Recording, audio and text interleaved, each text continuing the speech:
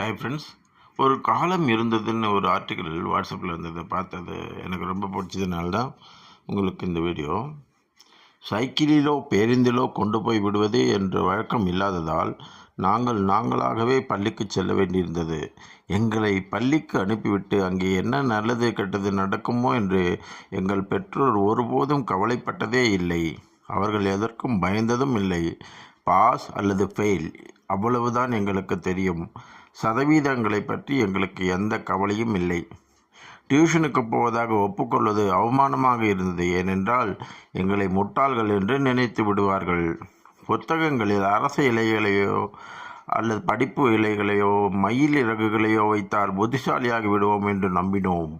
துணிப்பைகளில் தோல்பைகளில் பிறகு அலுமினிய பெட்டிகளில் எங்கள் புத்தகங்களையும் நோட்டுகளையும் நேர்த்தியாக அடுக்கி வைப்பதில் நாங்கள் வல்லவர்கள். ஒவ்வொரு ஆண்டும் புதிய வகுப்பு தொடங்குவதற்கு முன்பு எங்கள் புத்தகங்களுக்கும் நோட்புக்குகளுக்கும் பழுப்பு நிற தாள் போட்டு அட்டை போடுவோம்.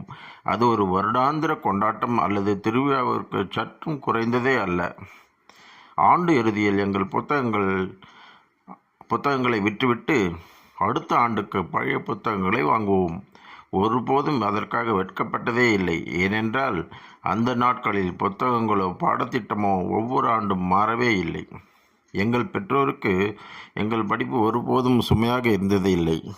ஒரு நண்பனை சைக்கிளின் முன்பக்க கம்பியில் உட்கார வைத்து இன்னொருவனை பின் கேரியரில் உட்கார வைத்து தெருக்களில் சுற்றுவது அதுதான் எங்கள் அன்றாட வழக்கம். இப்படி நாங்கள் எல்லையில்லாமல் சுற்றி இருக்கிறோம். கால்கட்டை வீரர்களை பிடித்து கொண்டு நிற்பதோ காதுகள் சிவக்கும் வரை திருகப்படுவதோ எங்கள் சுயமரியாதையை ஒருபோதும் புண்படுத்தவே இல்லை. ஏனென்றால் உண்மையாக சொல்லப்போனால் சுயமரியாதை என்றால் என்னவென்றே எங்களுக்கு தெரியாது.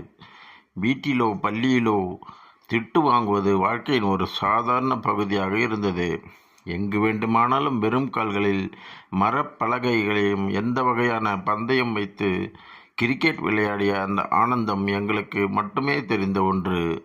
நாங்கள் ஒருபோதும் பாக்கெட் பணம் கேட்டதே இல்லை. எங்கள் அப்பாவும் கொடுத்ததே இல்லை. அதனால் எங்கள் தேவைகள் மிகச் சிறியதாகவே இருந்தன. வருடத்திற்கு சில முறை காரமான மிக்சர்களும் அல்லது ஒரு வெள்ளப்பாகு கல்கோனா மிட்டாயோ கடலை மிட்டாயோ சாப்பிடுவது ஒரு பெரிய விருந்தாக தோன்றும். அதில் நாங்கள் உண்மையாகவே மகிழ்ச்சியாகத்தான் இருந்தோம். கூட்டு குடும்பங்களாக இருந்ததால் சிறிய தேவைகள் பொதுவாக வீட்டில் உள்ள யாராவது ஒருவரால் பூர்த்தி செய்யப்படும்.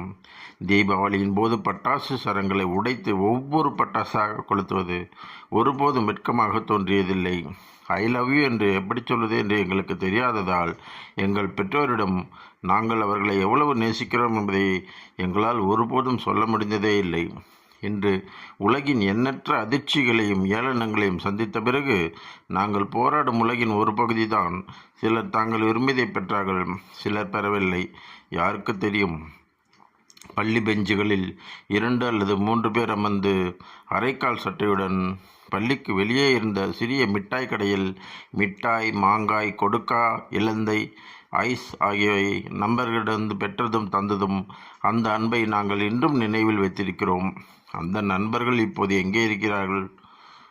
இப்போது நாங்கள் உலகில் எங்கிருந்தாலும் உண்மை என்னவென்றால் நாங்கள் நிஜ உலகில் வளர்ந்தோம். யதார்த்தத்தை உண்மையாகவே எதிர்கொண்டோம். துணிகளில் சுருக்கம் இல்லாமல் பார்த்து கொள்வதும் உறவுகளில் சம்பிரதாயங்களை கடைபிடிப்பதும் ஒருபோதும் எங்கள் வழக்கமே இல்லை. காலை மற்றும் இரவு உணவை தவிர செய்தித்தாள்களில் சுற்றப்பட்ட கலவை சாதம் எங்கள் டிஃபன் பாக்ஸில் எடுத்துச் சென்ற அந்த மகிழ்ச்சி இன்றைய குழந்தைகளுக்கு புரியாது. நாங்கள் எங்கள் விதியை குறை கூறவில்லை. நாங்கள் என்ன வாழ்க்கை வாழ்கிறோமோ அதை மகிழ்ச்சியுடன் வாழ்கிறோம். இந்த மனப்பான்மை எங்களை தொடர்ந்து முன்னேற உதவுகிறது. நாங்கள் வாழ்ந்த எளிமையான வாழ்க்கையை இன்றைய வாழ்க்கையுடன் ஒப்பிடவே முடியாது. நாங்கள் நல்லவர்களா கெட்டவர்களா என்று எங்களுக்கு தெரியாது. ஆனால் எங்களுக்கும் ஒரு காலம் இருந்தது. காலில் செருப்பில்லாமல் நடக்க கவலைப்பட்டதே இல்லை. குடை இல்லாமல் மழையில் நனைய அசிங்கப்பட்டதில்லை. சுற்றுலா செல்லவோ ஆண்டு இறுதி புகைப்படம் எடுக்கவோ வீட்டில் பணம் கிடைக்காது என்பதை வெளிப்படையாக ஒப்புக்கொள்வதில் எந்த தயக்கமும் இருந்ததில்லை. ஆடைகளின் ஒரு பகுதியாக ஊக்கிருந்ததை மறைத்ததும் இல்லை. பெருமையாகத்தான் இருக்கிறது. போலித்தனாமல் இல்லாமல் தான் வாழ்ந்திருக்கிறோம்.